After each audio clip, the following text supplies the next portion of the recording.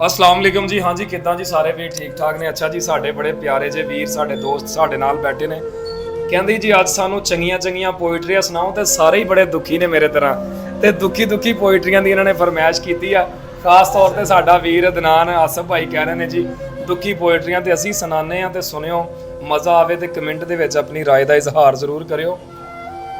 अदनान भाई वो कहंदा कि जिस दिन मेरा दिल टुटा मैं नहीं एक मिनट भी सुता। जिस दिन मेरा दिल टुटा मैं नहीं एक मिनट भी सुता ते बेबे मेरी मैनू पूछे की होया तेनू मेरेया पुत्ता। आ यारी लाउण नालों चंगा बंदा एक पाल लै कुत्ता। कम कढ के मुड़ के नजर नहीं आंदे सारे इत्थे सारन पुत्ता, सारे इत्थे सारन पुत्ता। क्या बात है, क्या बात है। ते वो कहंदा कि कल रात बहुत हनेरी सी उत्तों याद आ गई तेरी सी। ਇਹ ਮੇਰਾ ਫੇਵਰਿਟ ਸ਼ੇਰ ਆ, ਜਰਾ ਸੁਣ ਕੇ। ਕਹਿੰਦਾ ਕਿ ਕੱਲ ਰਾਤ ਬਹੁਤ ਹਨੇਰੀ ਸੀ ਉੱਤੋਂ ਯਾਦ ਆ ਗਈ ਤੇਰੀ ਸੀ। ਇਹੋ ਸੋਚ ਕੇ ਰੋਂਦਾ ਰਿਆਂ ਕਦੇ ਤਾਂ ਤੂੰ ਮੇਰੀ ਸੀ।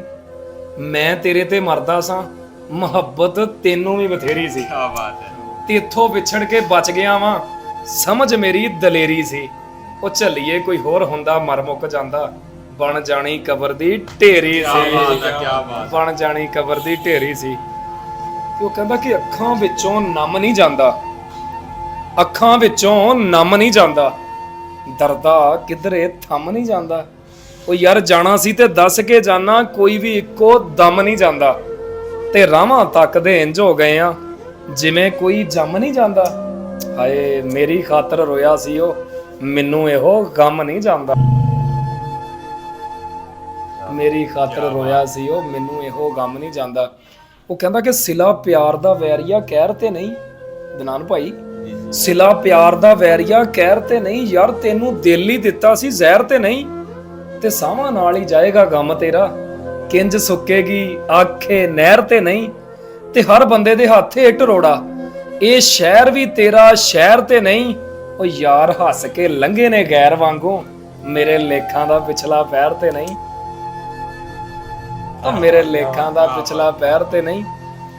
ਤੇ ਉਹ ਕਹਿੰਦਾ ਕਿ ਦਿਲ ਦੁਨੀਆ ਲਈ ਮੁਨਾਫਕ ਸਹੀ, ਤੇਰੇ ਲਈ ਤਾਂ ਯਾਰ ਭਰਾਏ ਨਾ।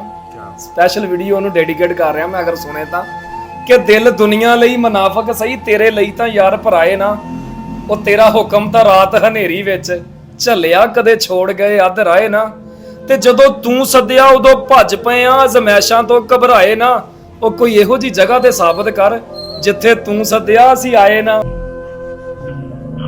ਹਾਏ ਹਾਏ ਹਾਏ, ਜਿੱਥੇ ਤੂੰ ਸੱਦਿਆ ਅਸੀਂ ਆਏ ਨਾ। ਤੇ ਲੋ ਜੀ ਜਨਾਬ, ਆਪਣੀ ਕੋਈ ਵੀਡੀਓ ਏਡੀ ਲੰਬੀ ਨਹੀਂ ਸੀ। ਭਾਈ ਦੀ ਫਰਮਾਇਸ਼ ਸੀ ਕਿ ਸੈਡ ਪੋਇਟਰੀਆਂ ਨਾਲ ਸਾਨੂੰ ਭਾ ਕੇ ਇੱਕ ਛੋਟਾ ਜਿਹਾ ਕਲਿੱਪ ਬਣਾਓ ਤੇ ਅਸੀਂ ਉਹ ਬਣਾ ਲਿਆ। ਉਮੀਦ ਕਰਦੇ ਹਾਂ ਤੁਹਾਨੂੰ ਚੰਗਾ ਲੱਗਾ ਹੋਵੇਗਾ। ਚੰਗਾ ਲੱਗਾ ਹੋਵੇ ਤੇ ਲਾਈਕ ਕਮੈਂਟ ਕਰਨਾ ਨਾ ਭੁੱਲਿਓ। ਓਕੇ ਜੀ, ਅੱਲਾ ਹਾਫਿਜ਼।